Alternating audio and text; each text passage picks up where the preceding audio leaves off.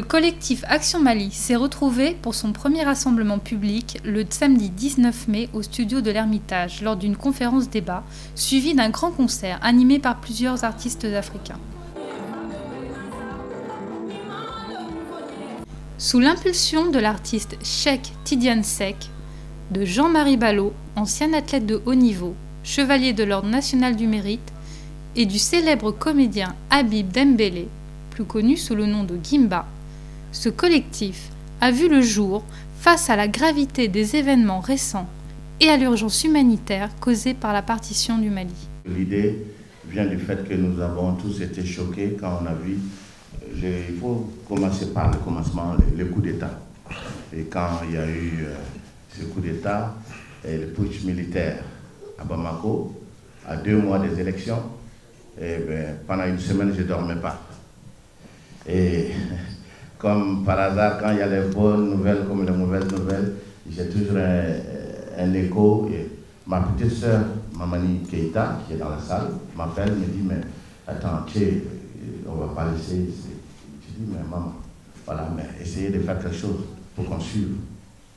J'ai réfléchi de mon côté et entre-temps, il y a Jean-Marie Ballot qui m'a appelé, donc nous avons mis en place ce collectif.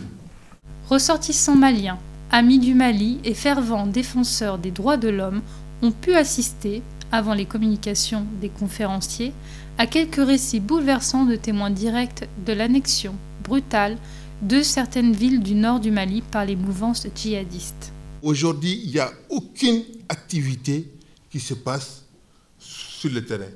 Il y a ceux qui se sont déplacés, qui sont en train souvent de vivre dans des stades au niveau de Bamako ou au Niger, et ceux qui restent sur place et qui n'ont aucune possibilité de pouvoir s'octroyer de quoi vivre. Donc il y a énormément de difficultés aujourd'hui pour les régions du Nord, et si on ne fait rien, sous peu, ces populations seront victimes de famine. Il y a 320 000 réfugiés et il y a plus de 400 000 déplacés. C'est-à-dire que la différence technique qu'ils font, c'est de dire que les réfugiés sont des gens qui partent en dehors du Mali. Les déplacés sont ceux qui se déplacent à l'intérieur du pays. Nous avons tous accueilli, il l'a dit, les uns un frère, les autres un ami, les troisièmes un père. Des milliers de gens se sont déplacés. C'est ça le visage de la guerre. Des enfants qui ne sont plus à l'école et qui du jour au lendemain ont quitté leur maison et sont désormais devenus des gens qu'on va nourrir. Des chefs de famille, des femmes qui travaillent, qui ont tout le temps de toute leur vie subvenu à leurs propres besoins, sont devenus aujourd'hui assistés. Dans un pays dans lequel le sens de l'honneur est plus important que toute autre chose. Voilà ce qu'est devenu le Mali. Dans le cadre de la sensibilisation de l'opinion publique sur cette situation dramatique, ce collectif, apolitique et non partisan, a initié cette rencontre qui a su réunir une assistance solidaire à la cause du Mali.